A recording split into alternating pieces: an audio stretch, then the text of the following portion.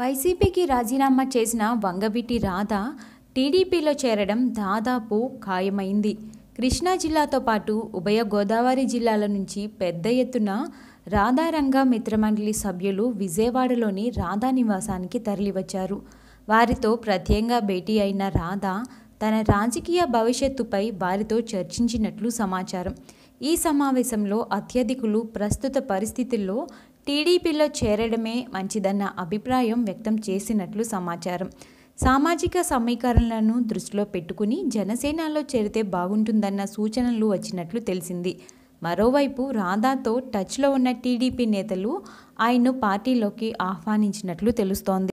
మొత్తం పరిణామాలను అంచనా వేస్తున్న రాధ టీడీపీ వైపు వెళ్లడానికి సుముఖంగా ఉన్నట్లు ఆయన సన్నిహితులు చెబుతున్నారు. అన్నీ అనుకూలిస్తే సీఎం చంద్రబాబును కలిసే అవకాశం ఉంది. అనంతరం పెద్ద ఎత్తున అనుచరులతో కలిసి టీడీపీలో చేరవచ్చునని సన్నిహితులు చెబుతున్నారు. రాధాతో భేటీ అనంతరం రాధారంగ మిత్రమండలి సభ్యులు విలేకరులతో మాట్లాడారు. జగన్ వైసీపీ టికెట్లను అమ్ముకుంటున్నారు. అందుకే రాధాకు టికెట్ను నిరాకరించారు. రానున్న ఎన్నికల్లో రాధారంగ అభిమానులు ఎవ్వరూ వైసీపీకి ఓట్లు వేయవద్దు అని వారు పిలుపునిచ్చారు. తెలుగుదేశంలోకి వంగవీటి రాధా రాకను సీఎం చంద్రబాబు ధృవీకరించారు. 25న రాధాకృష్ణ పార్టీలో చేరుతున్నారు. పార్టీ విస్తృత ప్రయోజనాల రీత్యా ఆయనను తీసుకుంటున్నామని కలుపుకుని వెళ్లాలని జిల్లా నేతలకు చంద్రబాబు ఆదేశించారు. మంత్రిమండలి సమావేశం ముగిసిన తర్వాత ఆయన విడిగా జిల్లా నేతలతో సమావేశం అయ్యారు. మంత్రులు దేవినేని ఉమామహేశ్వరరావు, కొల్లు రవీంద్ర, విజయవాడ నగర అధ్యక్షుడు బుద్దా వెంకన్న, జిల్లా అధ్యక్షుడు బచ్చుల అర్జునుడు, పార్టీ ప్రధాన కార్యదర్శి వర్ల రామయ్యలను పిలిపించుకుని మాట్లాడారు. ముందుగా రాధాను తీసుకోవాలని అనుకుంటున్నాం, మీ అభిప్రాయం చెప్పండి అని అడిగారు. నేతలందరూ మీ నిర్ణయానికి కట్టుబడి ఉంటామని స్పష్టం చేశారు.